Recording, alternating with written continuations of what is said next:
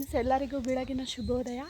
ಇವತ್ತು ಬುಧವಾರ, ನಿನ್ನೆ ಮಂಗಳವಾರ ಮಾರಿ ಹಬ್ಬ ಆಗಿದೆ ನನ್ನ ಗಂಡ ಅವ್ರ ಮನೇಲಿ.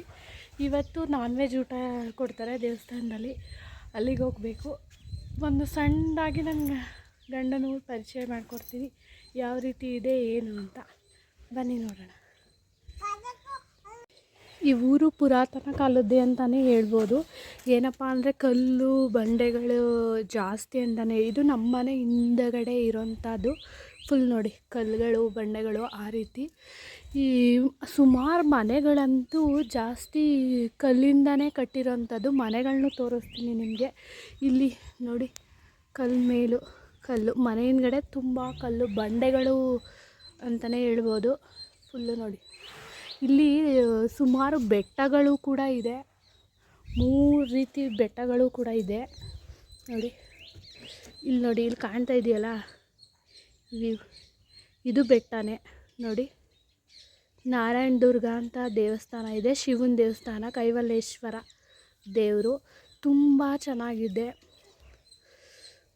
ಫುಲ್ಲು ಇಲ್ಲೆಲ್ಲ ಕೂಡ ಎಲ್ಲರ ಮನೆಗಳು ಕೂಡ ಕಲ್ಲು ಇಂದನೇ ಕಟ್ಟಿರೋಂಥದ್ದು. ಮನೆಗಳನ್ನೂ ತೋರಿಸ್ತೀನಿ ನಿಮಗೆ ನೋಡಿ. ಇದೆಲ್ಲ ನಮ್ಮ ಮನೆ ಹಿಂದೆ ಇರೋಂಥದ್ದು.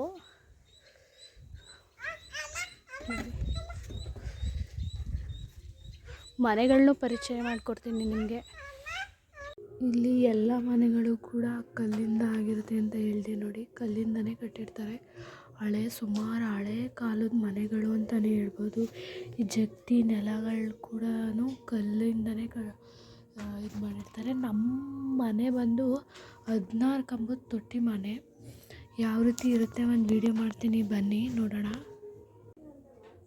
ಆಲ್ಮೋಸ್ಟ್ ಇಲ್ಲಿ ಎಲ್ಲ ಮನೆಯೂ ತೊಟ್ಟಿ ಮನೆಯೇ ಆಗಿರುತ್ತೆ. ಎಲ್ಲೋ 10ಕ್ಕೊಬ್ಬರು ಆರ್ಸಿಸಿ ಮನೆ ಕಟ್ಟಿರೋದೆ ಅಂತ ಹೇಳ್ಬೋದು. ಹಂಚಿನ ಮನೆ. ಮತ್ತು ಇದು ಬಂದು 16 ಕಂಬದ ತೊಟ್ಟಿ ಮನೆ. ಇದು ನಮ್ಮ ಮನೆ ಇರೋದು ನೋಡಿ. ಈ ಥರ 16 ಕಂಬದ ತೊಟ್ಟಿ ಮನೆ.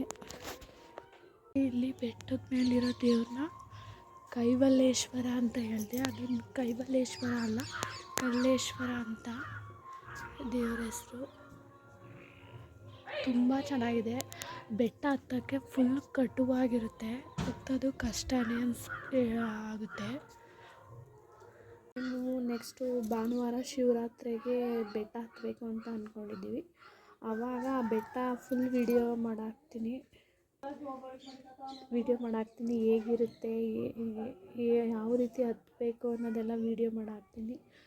ಪ್ಲೀಸ್ ಈ ವಿಡಿಯೋ ನಿಮಗೆ ಇಷ್ಟ ಆಗಿದರೆ ಫುಲ್ ವಿಡಿಯೋನ ನೋಡಿ, ಸಬ್ಸ್ಕ್ರೈಬ್ ಮಾಡಿ, ಲೈಕ್ ಮಾಡಿ, ಶೇರ್ ಮಾಡಿ, ಕಮೆಂಟ್ ಮಾಡಿ. ಪ್ಲೀಸ್ ಸಪೋರ್ಟ್ ಮಾಡಿ ಅಂತ ಕೇಳ್ಕೊತೀನಿ.